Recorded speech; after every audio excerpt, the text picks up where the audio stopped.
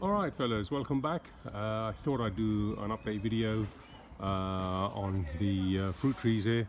And this topic is primarily on bacterial canker on fruit trees really. And what I've noticed, the trees that are most affected by bacterial canker are these apricot trees.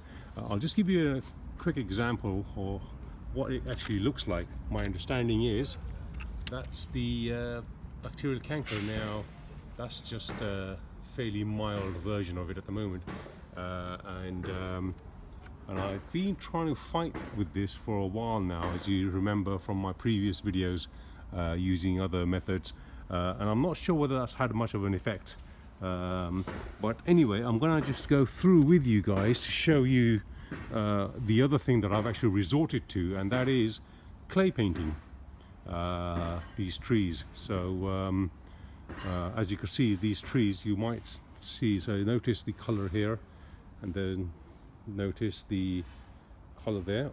All of these, most of the trees have now been smothered with this clay paint, and the worst affected area on this apricot, this is the Bergeron variety. I'll show it to you.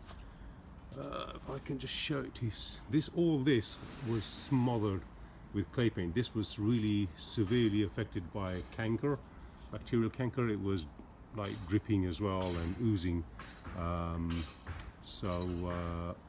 Now that could be the tree's sap, perhaps doing its best to try and heal itself, but it was pretty bad. And so I've smothered that with clay painting. And as you could see, most of the trees, a lot of the trees have now been clay painted. You might just be able to pick it up from the camera here. So really it's the trees like apricot trees, that's the Mirabelle de Nancy plum, small yellow plum, quite sweet, very sweet, and those two peach trees, I think that must be the Rochester, and that's the Peregrine. Those have also been clay painted as well as a number of apricot trees and other trees. As you can see, it looks quite nice. This is the graft that so the tree itself produces edible apricots, but they are quite sour. And so I've grafted Bergeron variety onto this. Fingers crossed, we'll see what happens this year. So I thought I'd share this with you. Now, the way I've actually done clay painting is, the first thing, I've actually went and harvested clay right down to I had to dig about a foot down or so to get the clay out. And then it was into the bucket here, into the bucket with a bit of water. So 90% clay in there. I've got a bit of water, compost, and neem oil. Those are the 4 ingredients I've got.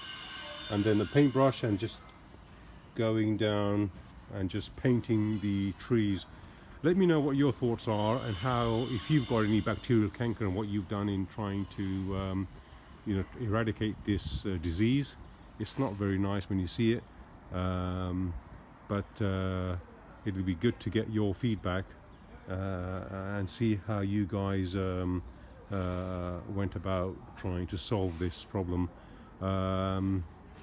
As I'm here, actually, I might as well just give you, so most, if all of them are in dormancy now. That's the loquat. Got the lemons. I've got about 3 varieties in here, is somewhere inside, so we've got more loquats over there. I think the loquats and the lemons are the only trees which are evergreen, so they stay green throughout the year. And down over here as well, as you can see, the loquat trees here. So clay painting, I've done a bit of clay painting here because these are one of my most prized trees here. Waited a long time for these guys. and I've clay painted a bit of the bark there. Couldn't be bothered doing the rest, but let's see how things turn out. This is the, if I remember, this is the cherry. This is my cherry. Forgot what this was actually. This is the goji berry, apricot, clay painted, grafted. That's the mulberry, maybe the Persian mulberry, I'm not sure which one. The rest of that area is going to have more trees here. That at the end is a plum, and as you can see, all of this area will have hopefully mulberry, fig, and perhaps I might need to make a bit more changes in the garden.